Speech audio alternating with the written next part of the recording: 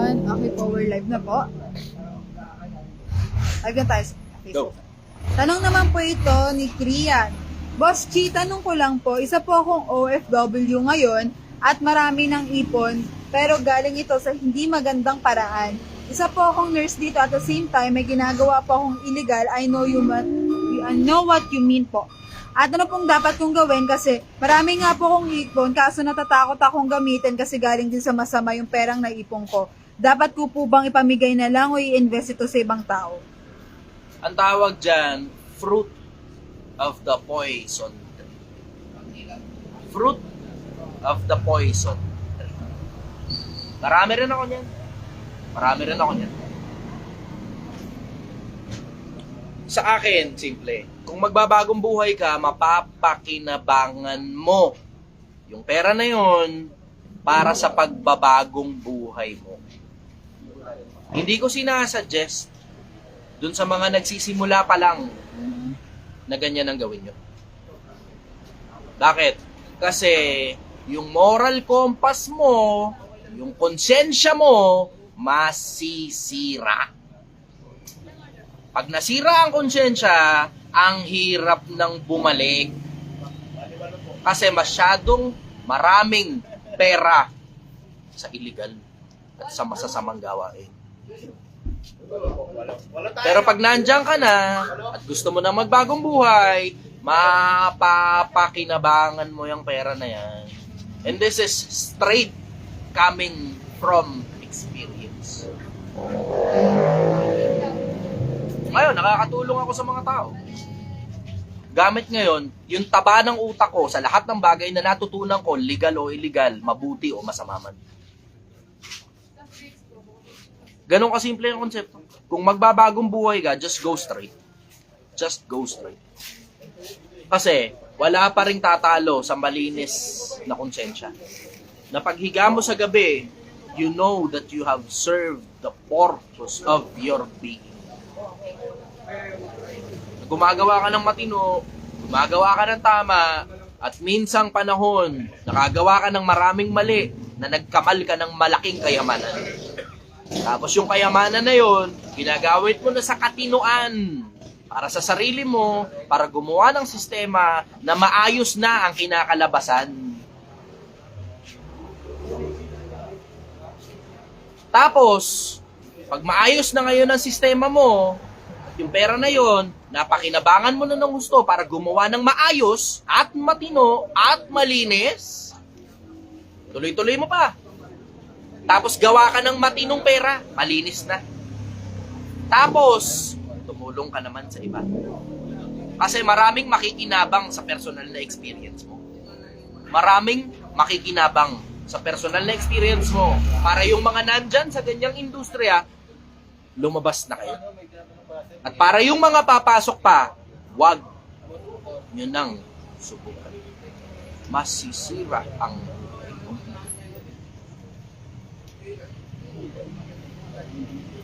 Pagkabilang panig ng mundo, meron akong kahit papano mahaba-habang resume. Sa legal o sa illegal. Parehas yan. Yun nga ang dahilan kung bakit nakakapagtanong sa akin ng mga tao, pati sa mga illegal. Kasi nga, kabisado ko nga yung magkabilang panig ng mundo. Na oo, marami akong hindi alam. Pero lahat ng alam ko, gumana. Yung mga itinuturo ko sa mga tao, gumagana yan. Yung mga ibang kapalpakan ko, bakit ko pa ituturo sa tao eh? Palpak nga eh. Ganun lang naman ang buhay eh. Diba? Ganun lang naman ang buhay.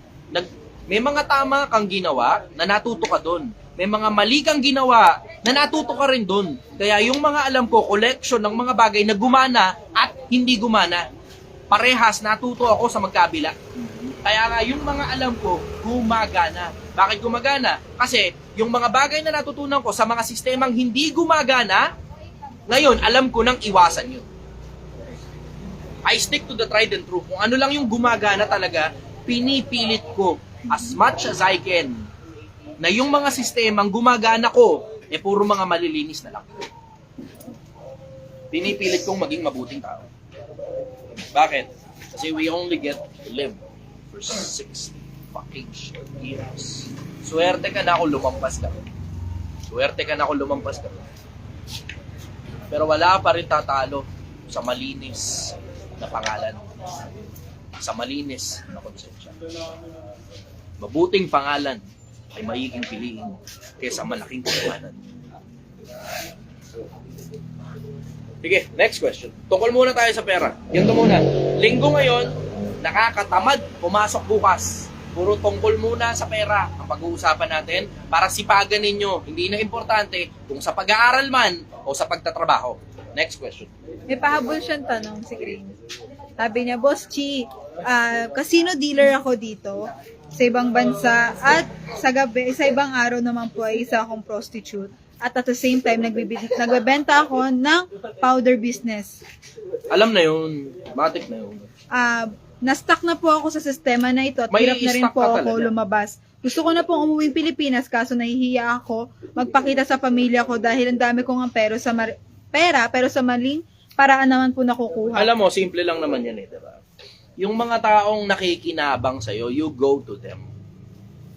Nakikinabang sila sa'yo sa mahabang panahon. Ingatan mo nga lang ang sarili mo kasi uubusin kanyang mga tao na yan. Alam mo, diretsahan diretsuhin kita. Hindi naman talaga kaya ka natatakot umuwi ng Pilipinas kasi natatakot kang mahusgahan ka ng mga tao. Hindi naman yun Diretso, hindi yun. Diretsahan lang tayo. Hindi ka natatakot mahusgahan ng mga tao. Natatakot ka na baka tumikil na kasi yung dating sistema na meron ka na kumikita ka ng malaki, huwag tayong maglokohan. Malaki kasi kinikita mo dyan, alam naman natin pare-parehas yan. Malaki ang kinikita mo dyan.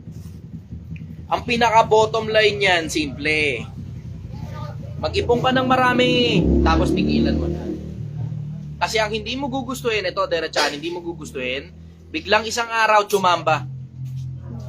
Maglalakad ka lang, nakagip ka na sa sakyan, patay ka. Biglang isang araw, tsumamba, natutulog ka lang, hindi ka na nagising. Biglang isang araw, tsumamba. Kung sino man yung malapit sa'yo, wala na siya. Tapos ang huling-huling ginawa mo, kasalanan. Hindi mo gugustuhin. Kasi sasabihin mo talaga diretso, hindi ka pa tapos dito sa mundo. Huwag muna ngayon. Huwag muna ngayon. Tapos magmamakaawa. Tapos walang nakikinig. Kasi, patay ka na. Nakakalimot tayo.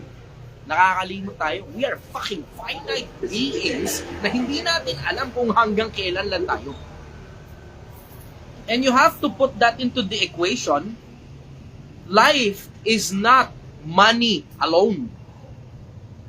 Hindi tungkol sa pera ang buhay. Huwag kang malilito. Hindi tungkol sa pera ang buhay. Ngayon, gusto ninyong pag-usapan natin ng pera? Sige, pag-uusapan natin ng pera. Pero you have to put practicality to it. Kailangan mong isama sa equation kung hanggang kailan ka lang ba na oo, maaari malakas ka ngayon. Paano kung tsumambang hindi ka na pala magigising bukas? Yung isa sa mga customer namin dito, regular na customer yun. Tapos sa mahabang panahon, inabuso niya ang sarili niya. Tapos bumalik uli dito, hindi pa naman siya patay, buhay pa siya, pero inatake siya sa puso. Tapos ngayon, maingat na siya sa pagkain niya.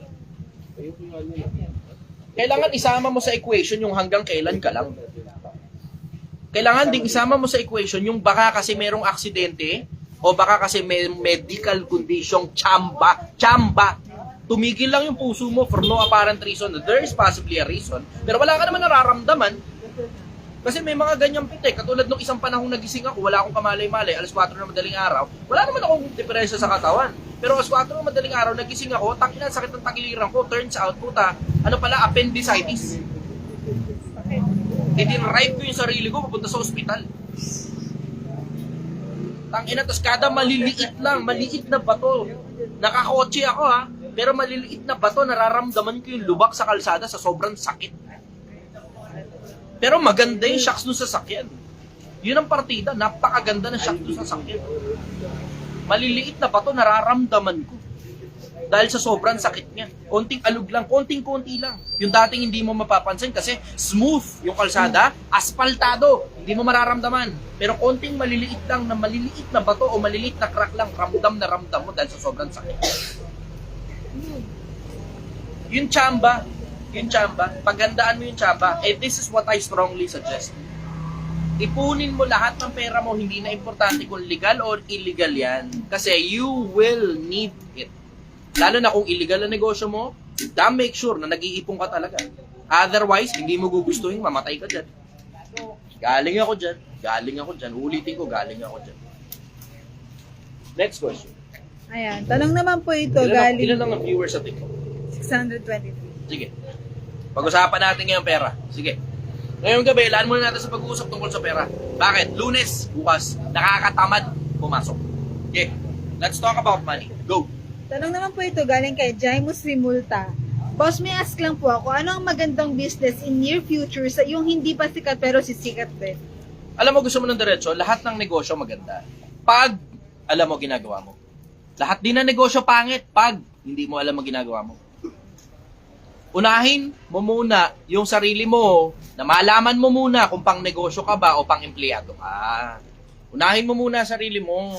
Kasi magtatanong ka sa akin ng tungkol sa negosyong papatok, tapos wala ka pa naman palang experience sa kahit anong negosyo, posibleng bumagsak pag first time mo lang magne-negosyo. Diretsahan lang tayo. Diretsahan lang.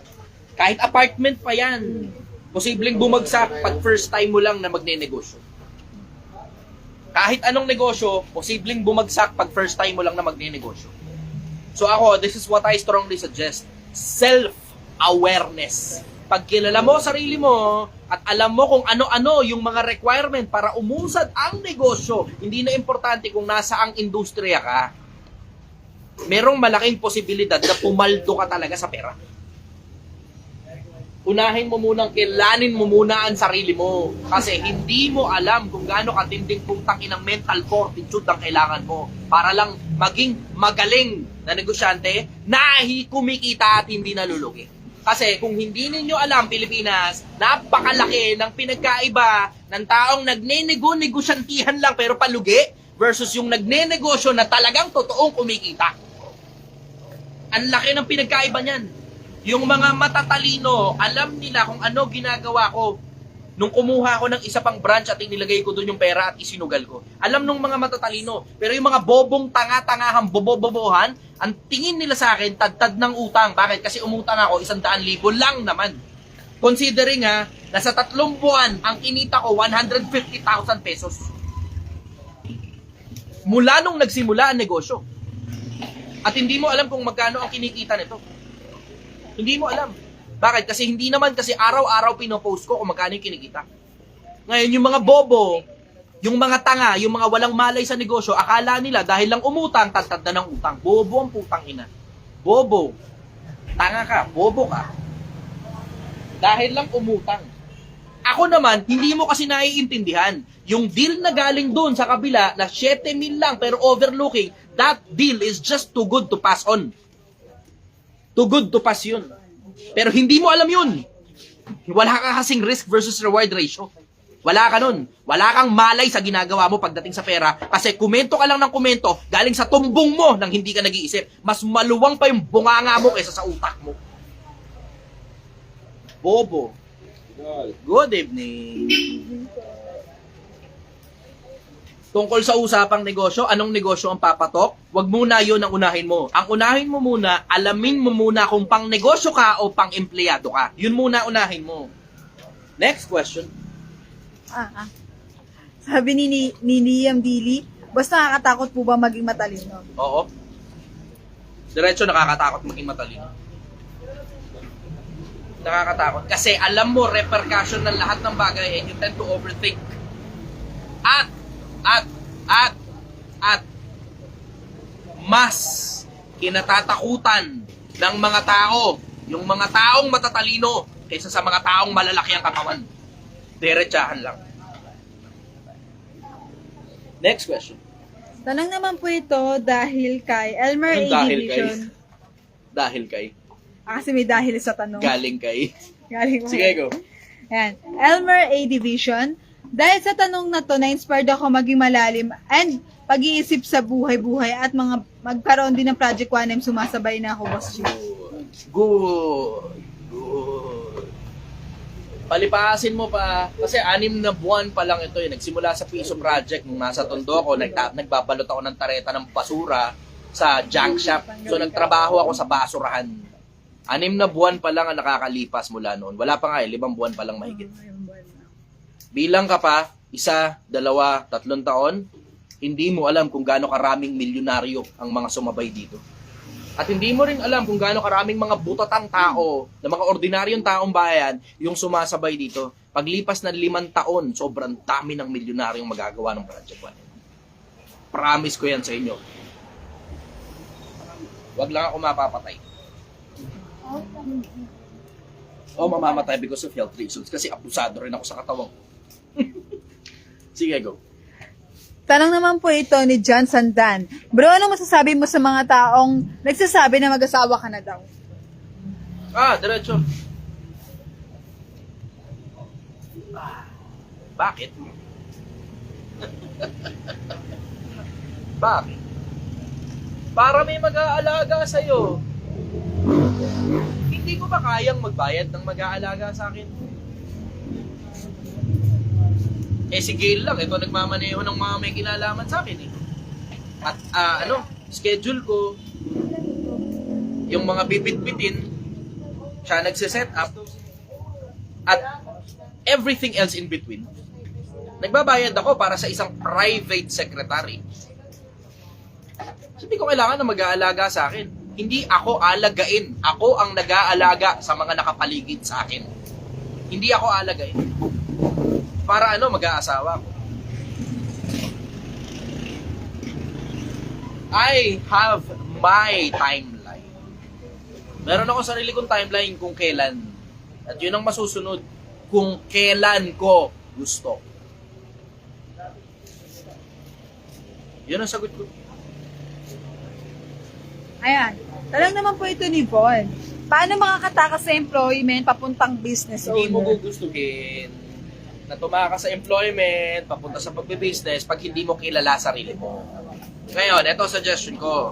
Para makatakas ka, kilalanin mo muna ang sarili mo. Unahin mo munang alamin kung pang-business ka ba o pang-empleyado ka.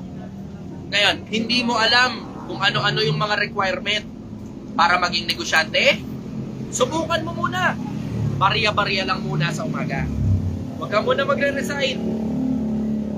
Yang panahon ng pagtakas, nasa tamang panahon yan. Hindi yan minamadali, hindi yan binibigla. Kasi kung baga sa preso, tumatakas ka, tapos hindi nyo pinagplanuhan, ang ending niyan, nakalabas ka na, nahuli ka uli, pabalik. Tangin na. Sampal ngayon sa mukha mo yun. Parang nakaalagwa ka, tapos ipinato ka uli, papunta sa sahig. Nakalipad ka na eh. Sinampal ka uli sa sahig. Tangina ka, pride ganun pag hindi mo naayos yan. Ito, suggestion ko sa inyo, Pilipinas, pakinggan ninyo ako. Ito, napakaganda niyang tanong na yan eh. Share nyo muna itong post ko, tapos type done pag na-share nyo na. Like nyo muna itong post ko, pag na-like nyo na, type done. Pakinggan ninyo ako, meron akong ibabahagi sa inyo. Ginto ito. Isa sa mga pinakamalalaking bagay kung paano makakatakas mula sa pagiging empleyado papunta sa iba. Kasi hindi naman negosyo lang ang paraan para umalagwa eh. Hindi negosyo lang ang paraan para umalago. Huwag ka malilito, Pilipinas. Ulitin ko, hindi negosyo lang ang paraan para umalagwa. Kinondisyon yan ng mga influencer nyo, Pilipinas. Kung hindi nyo napapansin, ang nagkondisyon sa inyo na mag-business, magnegosyo, yung mga influencer mo. Pero, hindi negosyo lang ang paraan para makatakas sa pagiging empleyado. Type yes, type done. Kung na-share mo na yung post ko. May ibabahagi ako sa inyo isa sa mga ginto kung paano makakatakas sa pagiging empleyado. Marami naman ang doon, tsaka nag-yes dito. TikTok and Facebook po. Ilan viewers sa TikTok?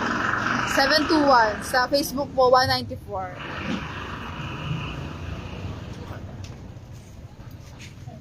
Ganito, Pilipinas. Una mo munang alamin kung dapat ka bang tumakas? May mga tao hindi nagtatanong eh. Dapat ba akong tumakas sa pagiging empleyado? Kasi diretso, merong employment na it's not too bad. Hindi mo alam kung gaano katinding putang inang stress ang pagtakas sa pagiging empleyado. Mas hayahay pa ang buhay ng mga empleyado kaysa sa mga negosyante. Tama. Bigyan ko lang kayo ng rough estimate. Rough estimate lang. Sa mga empleyado ko ngayon, ang bayad ko 12,000 kada buwan. 5 ang empleyado ko. Nabawasan ng isa. Pero sa mga pang panahon, 5 yan. 5 ang empleyado ko dito sa Project 1M. So sa 5, that's fucking 60,000 pesos. Kada buwan. Binabayaran ko. 60,000 kada buwan. Sa empleyado pa lang. Isama mo pa yung karne. Na everyday na halos. Tapos nagkwenta ako almost 300,000 pesos sa karne at saka taba pa lang. Hindi mo pa kasama yung gulay, hindi mo pa kasama yung ilaw, yung tubig, yung renta, dahil yung isang bahay hindi naman nire-renta. Pero yung kabilang bahay, magre-renta na kami. Lilipat na kami. Yeah. Ang bahay. Ngayon, yun, ng bahay. Ng bahay. Hindi ng pwesto. Ng bahay. Lilipat kami ng bahay. Ngayon, you have to put into consideration na halos kalahating milyon ang ginagastos ko dito lang sa production nito. Lahat-lahat na. Overhead cost. Operating cost. Lahat-lahat halos kalahating milyon. Ngayon, ang tanong ko sa'yo, kaya mo ba?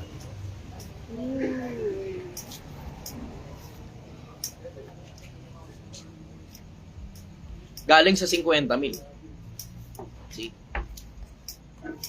Pero pag empleyado ka, you fucking only receive 12,000 pesos.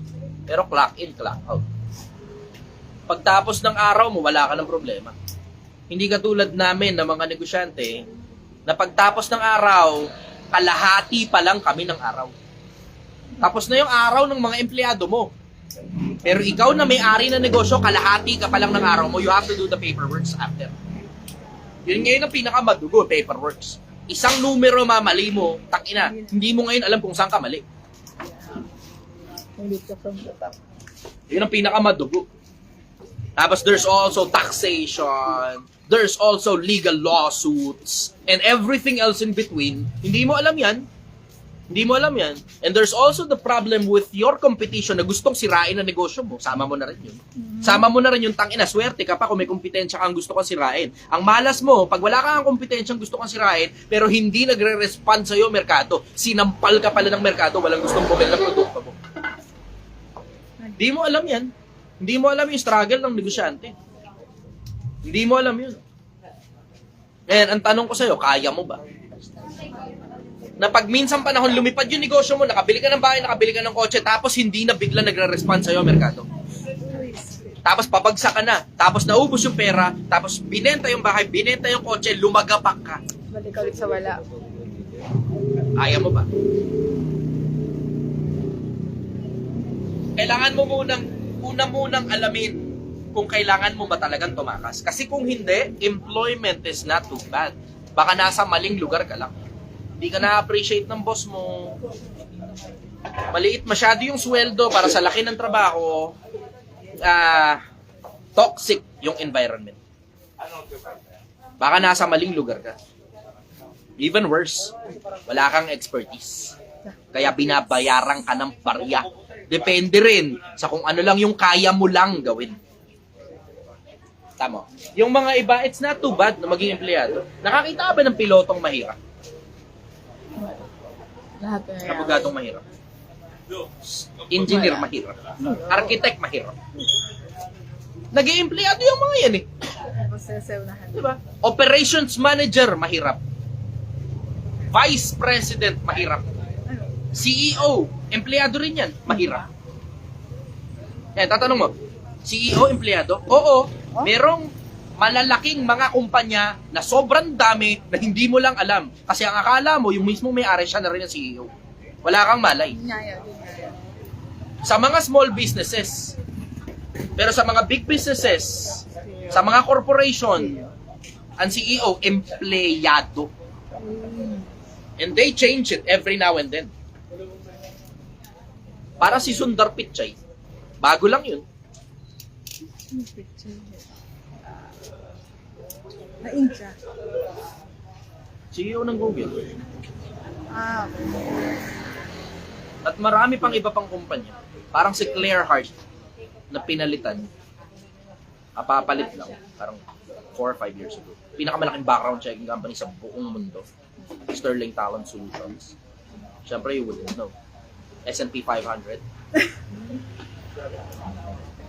Wala kasi masyadong nagtatanong ng mga ganyan. Bakit? Kasi ang market ko kasi nasa ilalim ng lipunan. Yun ang gusto kong merkado yan. Gusto kong merkado, yung challenge, yun ang pinakaputak, yun ang gusto ko talaga. Ayokong kausap ang mga mayayaman. Ang gusto kong kausap mga ordinaryong taong bayan. Yung mga walang-wala. Yung mga hirap na hirap sa buhay, yan ang mga gusto kong kausap. Mag-usap tayo ngayon. Tutulungan ko kayong umuusad yung mga buhay ninyo. Pero you have to do the job. Ang tanong mo, paano makakatakas? Unahin mo munang alamin kung dapat ka bang tumakas. Kasi hindi mo alam yung tindi ng stress ng putang inang pagtakas. Kung makakatakas ka, paano mo mapapanatili yun? Yun ang pinakamahirap na parte. Madaling tumakas, mag-resign ka lang eh. Technically, hindi ka na employed nun eh. Unemployed ka na. Takas ka na kagad. Mag-resign ka lang. Takas ka na kagad sa pagiging empleyado. Unemployed ka na eh. Wala ka ng trabaho. Magtinda ka lang ng kwek-kwek eh. Diba? Freelancing ka na nun eh. Madaling tumakas. Ang tanong, paano ka makakapanatili? Yun ang pinakamahirap. Yun ang sagot ko. Next question. May nagtanong dito, sir. Paano naman daw po yung mga feeling CEO, Krusty Krab lang naman ang binibenta sa Facebook account pa? Alam mo, ang dami nga nila yun eh. Hindi ko nga alam bakit eh. May mga tao talaga takin eh. Alam mo yung lahat sila panggap. Panggap. Nakasulat pa yan sa profile nila. Sa Insta at saka sa Facebook. CEO. Ilalagay nila yung maliit na negosyo nila ron na hindi mo nga makonsider na negosyo kasi wala nga man lang BIR na binabayaran. Uy. Lahat sila panggap. Lahat sila CEO. Lahat sila CEO. Nakakadiri na nga ngayon sa akin yung term na CEO eh. Nakakadiri na. Yung sumunod diretso, nakakadiri na ngayon sa akin yung term na CEO. Kasi ang general majority ng mga makikita mo CEO, lahat yung panggap. Ang dami-dami nila. Sabi nga dito, lahat nga ngayon CEO na eh. Nakakadiri na yung term na CEO. Alam mo yung salitang CEO, yung term na CEO, yung moniker na CEO, tangin na ginamit na yan ng mga social climber. Ginamit na yan ng mga social climber para pataasin yung social status nila. Tapos pag naungkat mo kung sino sila, putang ina, butata pala. Nakakadiri. Ginamit ng social climbing tool. Yung 3 letters na yon, CEO. Social climbing tool na yan. Sa akin nga, gusto mo ng diretso, mas mabango na ngayon sa akin yung term na General Manager, GM. Mas mabango na sa akin yun. It sounds like a big company pag General Manager ka. Pero manager ka pa lang nun. Ang ganda pakinggan. Kasi parang CEO din naman yung General Manager eh. Halos ganun din yun eh. Konti lang diferensya nun. General Manager. Yun ang sagot ko ron. Paano, anong tanong? Yung tungkol sa CEO? Lahat daw nga yung panggap ng CEO. Tapos yung iba daw yun sa Facebook status pa CEO of Nakakadiri na. Alam mo, ginamit na nila social climbing tool, yung pagiging CEO. Ginamit ng social climbing tool yan ng mga putang ina, pati mga networker, CEO na rin ng mga putang ina. Nakakadiri na. Nakakadiri. Lahat na lang sila, may maliit ka na tindahan, CEO ka na. Tangina mo. Hindi ko nga maintindihan bakit ginawa CEO. Siya na mismo yun. Wala, self-proclaimed lang. Self-proclaimed. Hindi wala kang rehistro yung negosyo na CEO siya. Sige, next question. Ito, tanong naman po ito ni Cristo Marty. Boss G, ang business ko po ngayon ay pagpapautang. Maganda po ba ito upang mapalago yung pera namin? Kaso po ang dami po naming debt rate dahil lagi malalaki po kami kung magpautang. Risky business ang pagpapautang.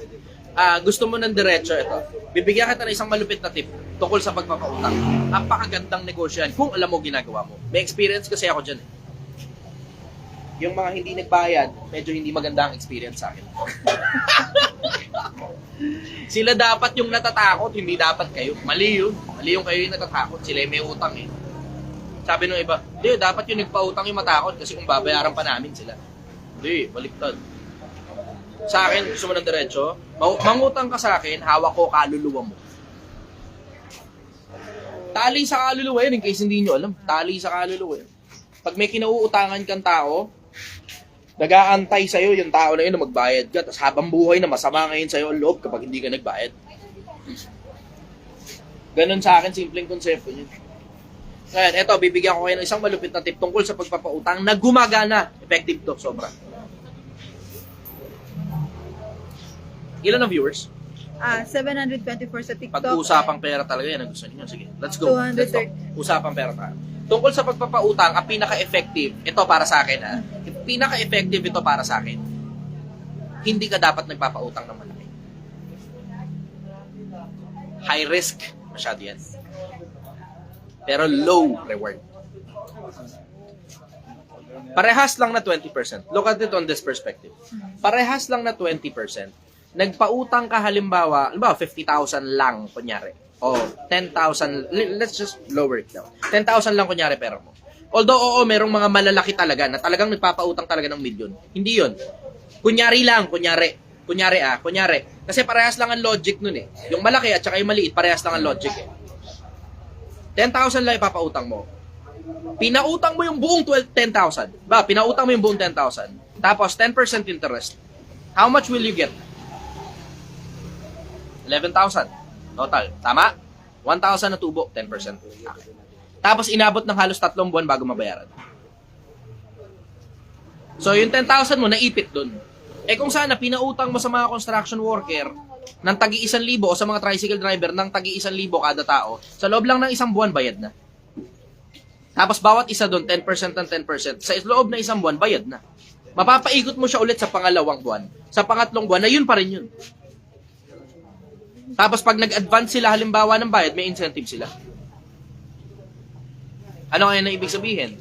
Mas mabilis makabalik sa iyo pera, mas mabilis mo mapapaikot ulit yung pera.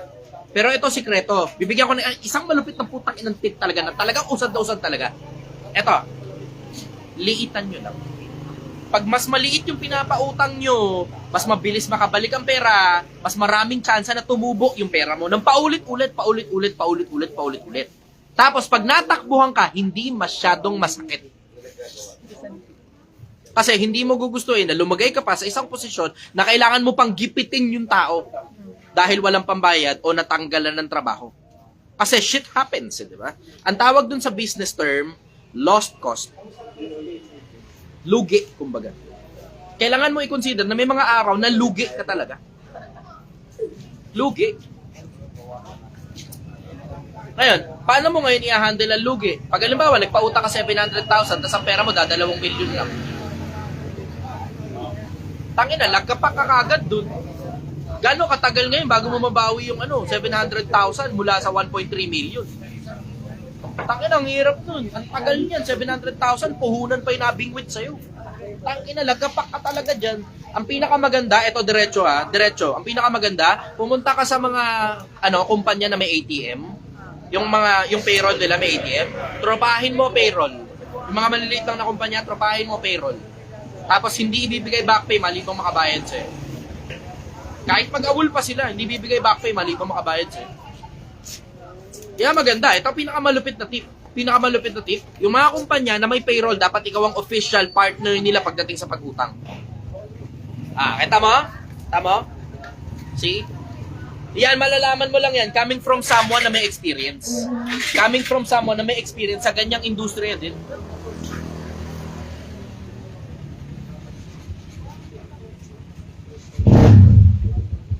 Sige, next question.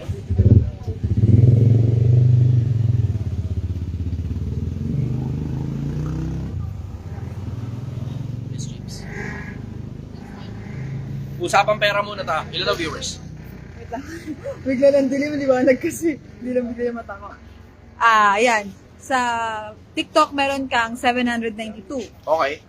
Pag-usapang pera, yan ang gusto ninyo eh, no? Sige, pagbibigyan ko kayo, usapang pera pa.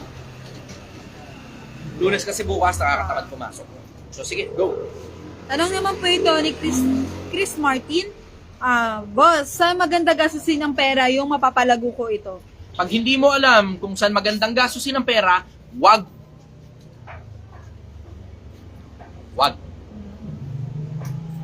Yan ang pinakamabilis na paraan para tangina. Kung sino man ang putang ina na hindi mo alam ang ginagawa mo sa pera mo, kung sino man putang ina, kukunin yung pera mo.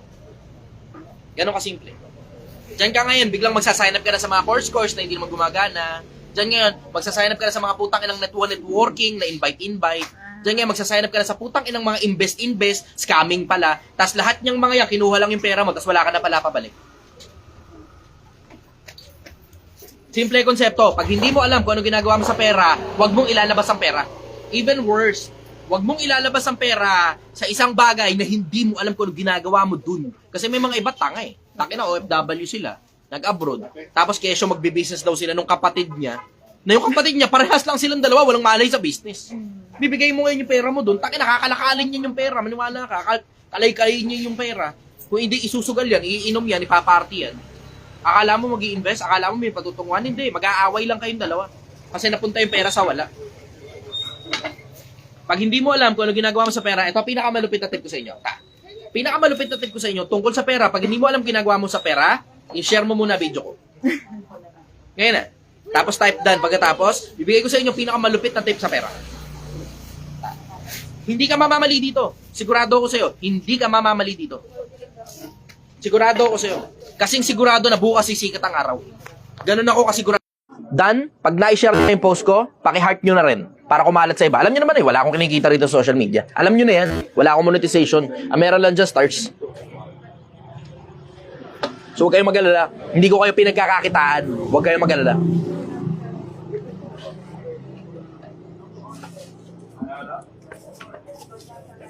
Ayan, sa TikTok marami na nag-yes. Pinakamalupit na tip na maibibigay ko sa inyo. Pag hindi nyo alam ang ginagawa nyo sa pera nyo, tapos may bulto kayo ng pera, eto, pinakamalupit na tip to. Walang tatalo rito. Tangina, wala, zero. Walang tatalo rito. Pag hindi mo alam kung ano ginagawa mo sa pera, gumawa ka pa ng mas marami pang pera. May tatalo ba dyan? Sige. Hindi mo alam kung ano ginagawa mo sa pera, gumawa ka pa ng mas marami pang pera. Kasi ano ibig sabihin? Pag nagkaroon ka na marami ng pera, ang ibig sabihin niyan, yung sistemang ginagawa mo, gumagana na. Gumagana na yun. Kaya employment man yan, o negosyo man yan, o freelancing yan, o investment yan, o may paupahan ka, o may video rental ka, o may tindahan ka sa kanto, hindi na importante. Kung ano yung ginagawa mo, gumagana na, wag mong pakialaman, puta. Wag mong pakialaman.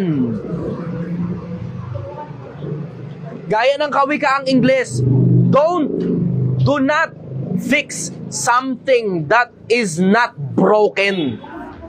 Do not fix something that is not broken. Yung ginagawa mo, na nakaipon ka ng pera, gumagana, wag mong pakialaman. Ang pinaka hindi mo gugustuhin, gumawa ka ng ibang sistema. Tapos yung gumagana, nasira. May trabaho ka, nag-business-businessan ka, pala absent ka na ngayon dahil sa pagod mo, dahil sa puyat mo, pala late ka. Tapos, nagtatawanan yung mga nasa harap, sinasabi ko sa inyo. Tama? Tapos, ano ngayon na nangyari? Tinanggal ka sa trabaho. Putang ina. Imbis na gumagana na, pinakialaman mo pa. Ngayon, hindi na gumagana. Nagkanta-leche-leche pa.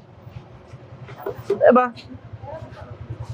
Pag hindi mo alam, ulitin ko, pag hindi mo alam kung ano ginagawa mo sa pera, gumawa ka pa ng mas marami pang pera, hindi ka mamamali dun. Kasi yung ginagawa mo para makagawa ka ng pera, gumagana na. Huwag mo nang pakialaman. Tangina. Pag papunta yung kamay mo sa pera mo, papunta sa bangko mo, tapos nangangati yung palad mo, mag-i-invest sa putang inang networking, mag-i-invest sa putang inang kung sino man, bibili ako ng putang inang course, sa-sign up sa ganito, tapikin mo yung kamay mo. Stupido ka. Kabobohan yung ginagawa mo. Hindi mo alam kung ano ginagawa mo sa pera. Hindi mo alam. Pag hindi mo alam kung ano ginagawa mo sa pera, huwag mong pakialaman, gumawa ka pa na mas marami pang pera. Yung ginagawa mo, gumagana na yan, huwag mo nang pakialaman. Anong pakialaman? Tama ba, Pilipinas? Type yes nga. Tangina, yung mga iba, gago eh. Pag may pera tao, alam nila. Tapos pipigain nila. Pigain nila ng pera yan, puta. Sali ka rito, join ka rito, bili ka nito, bili ka niya. Akin yung pera mo, akin niya. Payayamanin kita. Tangina, gumagana na nga yung sistema ng tao. Kukunin mo yung pera, tapos sasabihin payayamanin mo. Anong kaya mong gawin? Kung yung tao nga, di niya alam kung ginagawa niya sa pera niya. Ikaw pa kaya matuto tungkol sa ginagawa mo sa pera? Diba? Yung tao, gumagana na yung ginagawa niya. Ikaw, hindi gumagana yung ginagawa mo, kaya nga kinukuha mo yung pera eh. Diba? Tangina. Ano, Pilipinas, natututo ka ba? Usaping pera to. Yan ang gusto nyo, di ba? Yan ang gusto nyo, usaping pera. Ilan ang viewers sa TikTok? 708. Tamo? Nare-retain ng viewers kapag ganyan ang usapan eh. Sige. Yan ang gusto ninyo eh. Usapang pera, usapang kalibugan. Yan ang mga gusto ninyo. Mga kalokohan. Gusto nyo abuso. Sige, pagbibigyan ko kayo. Abusado tayo ngayon. Ngayon lang to, kasi bukas Lunes, nakakatamad pumasok, di ba? O, para ganahan ka. Sige, next question. Ayan. May nag-comment dito na wala lang eh. Pero, ayan, hanapin ko lang ulit. May nagtanong dito, sir. Ito, Niel Garas... Wala ulit. Niel Garaspil, pasenda lang ulit ang question na wala ito. Ayan, tanong naman po ito ni Jovan, saan daw po yung sinigangan mo? Andito kami sa mahabang parang Barangay Hall, Angono Rizal. Ulitin ko? Mahabang parang Barangay Hall, Angono Rizal. Mula alas 6 ng gabi hanggang alas 3 ng madaling araw, Lunes hanggang Linggo. Wala akong day off. Yung mga empleyado ko lang meron. Sige, next question. Tanong po ito ni... Asa na si ano? Okay. Tanong po na hindi ko maintindihan ng pangalan.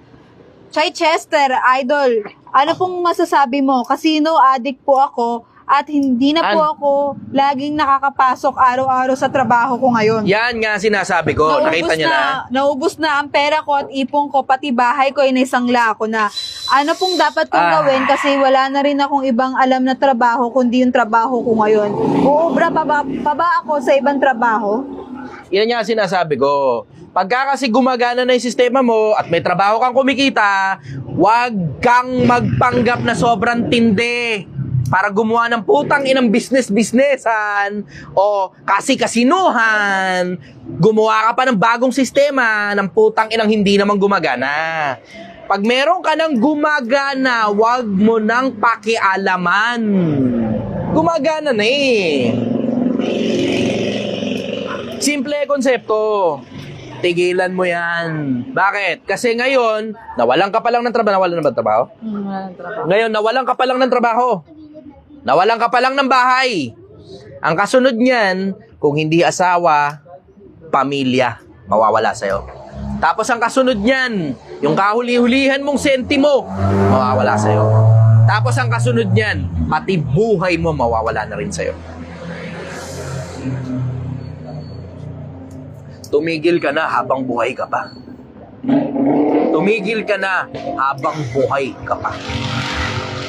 Lahat ng bagay na masama hindi mangyayari kahit kailan na ikakabuti mo. Lahat ng bagay na masama kahit kailan hindi mo ikakabuti. Matuto ka, Pilipinas. Habang buhay ka pa, tumakas ka na.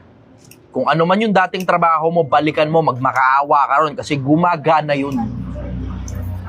Yan ang hirap kasi kapag gumagawa kayo ng sistema, sa labas nung gumagana na yung sistema, tapos hindi nyo na kayang manihuhin.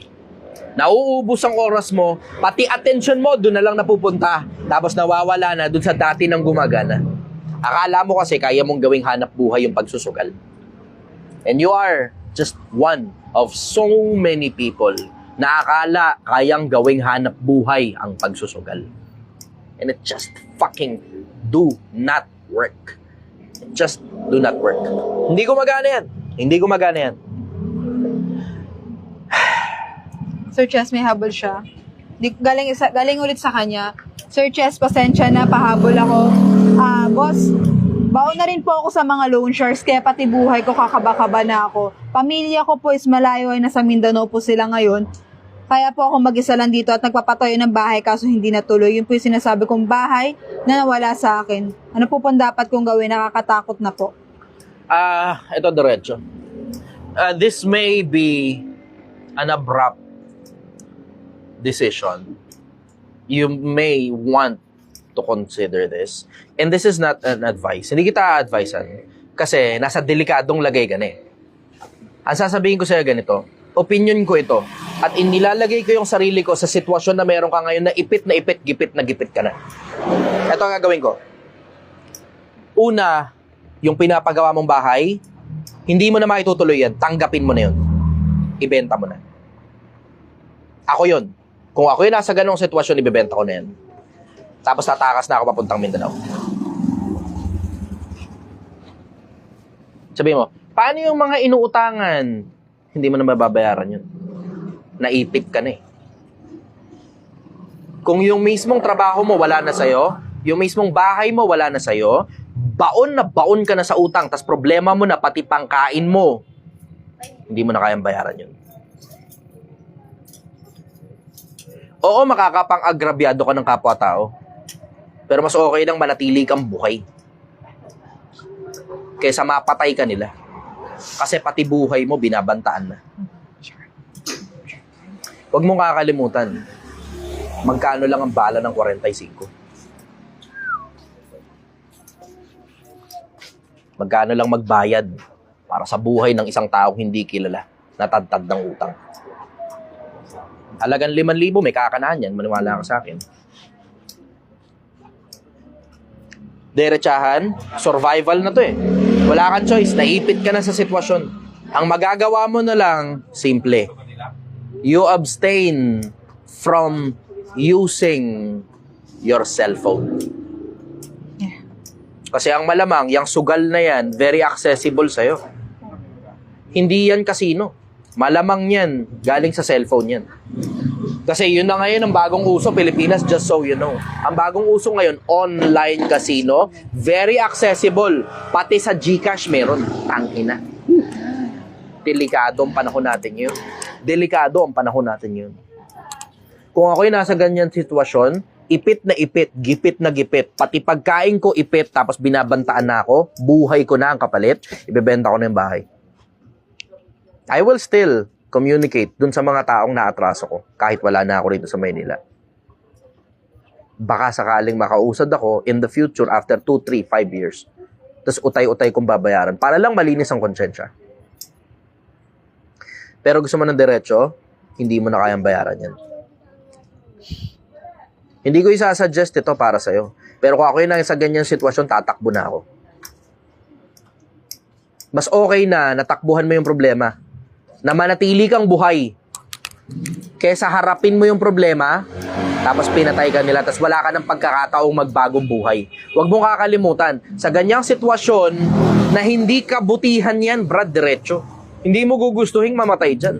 Sabihin mo, hindi, dapat hinaharap ang problema. Oo, dapat hinaharap ang problema. Kung dahil sa dignidad kaya ka nagkaroon ng problema, dahil sa takot sa Diyos kaya ka nagkaroon ng problema, dahil sa pangalan kaya ka nagkaroon ng problema. Pero kung dahil sa sugal kaya ka nagkaroon ng problema at mapapatay ka dyan, brad, huwag mong pabayaang mapatay ka dyan. Huwag mong pabayaang mapatay ka dyan. Mas maigi nang tumakbo kang manatili kang buhay at may pagkakataong ka pang magbagong buhay kesa namatay ka na masama ang gawain mo. Kasi diretso, haharap ka sa Diyos ng ganyan ang gawain mo. Hindi mo gugustuhin yan, brad. Hindi mo gugustuhin yan. You stay away from your phone. Turn off all means of internet access pansamantala. Benta mo na yung bahay. Perahin mo na. Alis ka na ng Metro Manila. Bumalik ka na sa probinsya nyo. Hindi ka gumana dito. Just take the L and walk away. Loser ka eh. Tanggapin mo muna yun. Pero mas okay nang tanggapin mong loser ka na sampal sa mukha mo yun, sampal sa pagkatao mong manatili kang buhay na baka makapagbagong buhay ka pa pag uwi mo ng Mindanao. Kesa nandito ka sa Metro Manila dahil magkano lang ang bala ng 45 at hindi mo alam kung gaano karami ang gumagawa niyan. Diretsahan lang.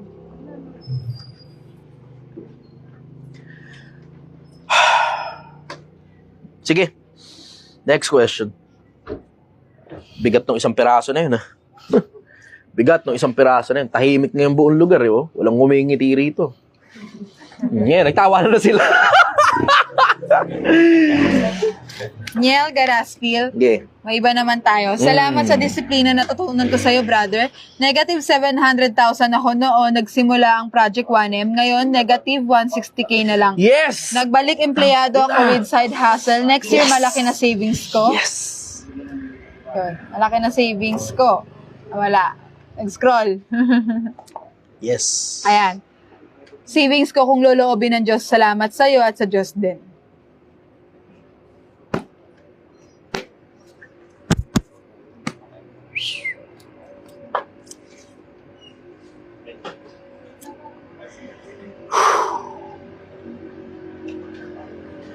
Whew. Ayos. Hindi ako nakapagsalita rin ng sandali. Speechless ako. Whew. Nagbibigil akong lumuha eh. Yeah, next question. Ayoko muna i-acknowledge. Takina, iyak na naman ako sa harap ng camera.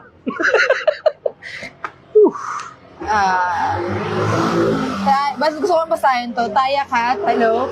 Sir Cheese, kamusta ka? OFW here.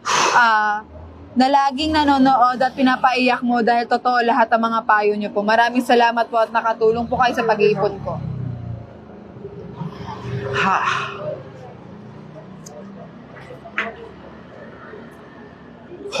Alam mo, totoo yan lang yung nagpapanatili sa akin nananatili rito sa negosyo to eh. Kasi diretso, tangina, hindi ko talaga gusto to.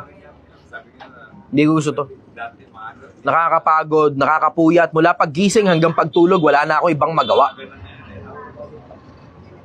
Yung kasinta ako, galit na sa akin kasi wala na akong oras sa kanya. Yung tindi ng puyat, yung tindi ng pagod, yung sakit ng ulo.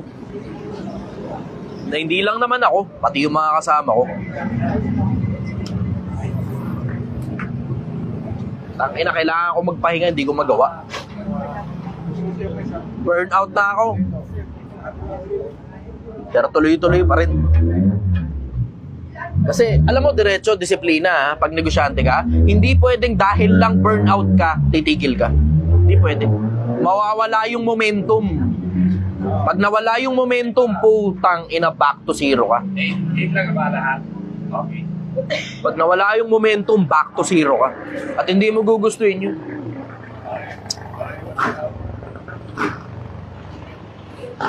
Pasuyo ako mamaya. Kuha ang tubig.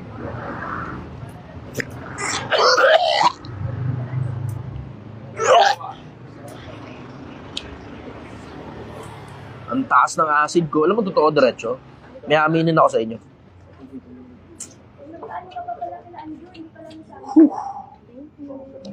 Kumukuha na lang ako ng lakas sa mga energy drink. Pagod na ako.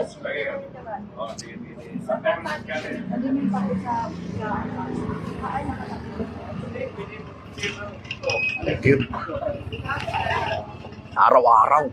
Tangina, alam ko mamamatay ako dahil dyan. Pero it's okay.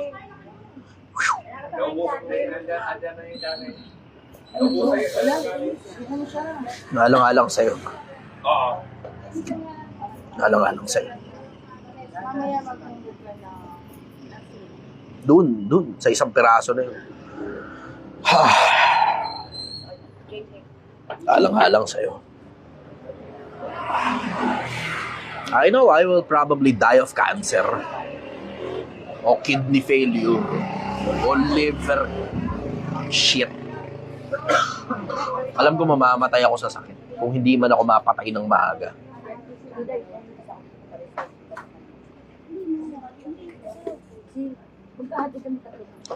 Pero alam ko rin sulit yung buhay na ikinabuhay ko.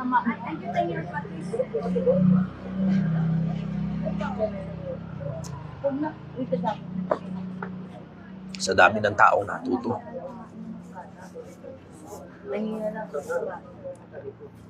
Sa dami ng taong naging maayos yung mga buhay nila. At sa dami ng taong nagbago.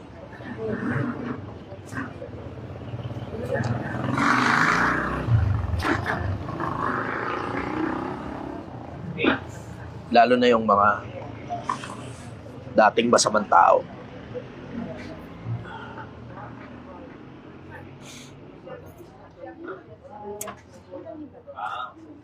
Kasi sabi yun sa Biblia. Sabi, nagkakatuwa sa langit sa isang makasalanan na nagbabalik loob. Eh pag ikaw ngayon yung dahilan kung bakit. Hindi ka kaya makikinabang doon. Pag ikaw yung dahilan kung bakit nagpakatino yung mga tao. Hindi ka kaya makinabang doon?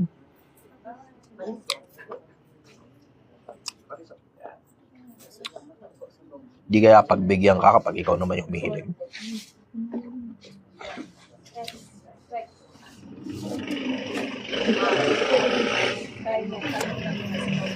Hindi kaya pagpakinggan ka pag ikaw naman yung tumatawag?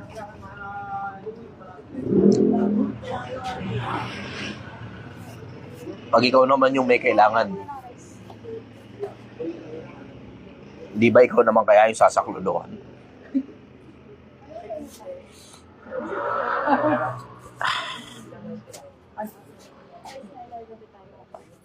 Kaya nga sabi ko sa inyo, wala naman ako hinihingi sa inyo. Ang hinihingi ko lang panalangin. Yun lang. Maalala mo lang ako sa pagluhod mo sa gabi. Yun lang hinihingi ko. Wala na iba. Wala akong ibang hinihingi sa inyo. Hindi ko hinihingi yung pera nyo. Hindi ko hinihingi, sige, pumunta kayo rito, bumili kayo ng sinigang. Hindi ko kailangan yung pera nyo. Meron akong sapat para sa sarili ko.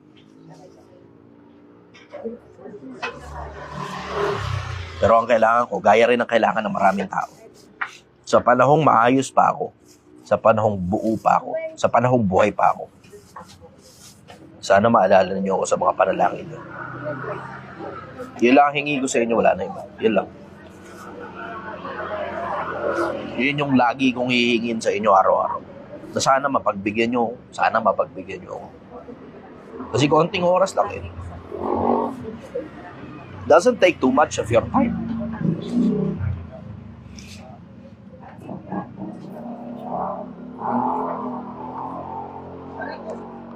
Hindi ako interesado sa pera ninyo, sa kasikatan, sa politika, o kahit na ano pa. Ang interest ko, sana maalala nyo lang ako kapag magdadasal kayo. Yun lang, okay na yun, sapat na yun. Then it goes both ways. It goes both ways. May pakinabang din naman sa'yo yun eh, na makaalala ka sa Diyos. May pakinabang din sa'yo yun. Hindi ako hihingi ng kahit na anong pakinabang na wala kayong mapapala pabalik. Yun ang pangako ko sa inyo.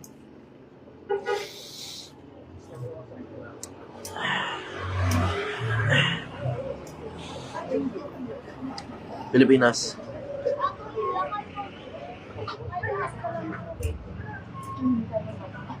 Hindi tayo mabubuhay ng walang hanggan sa katawan. Sana maalala mo na may gumawa sa atin. Sana mag-isip ka. Gamitin mo lang yung common sense mo. Hindi nga lang natin alam siguro kung sino siya, kung nasan siya.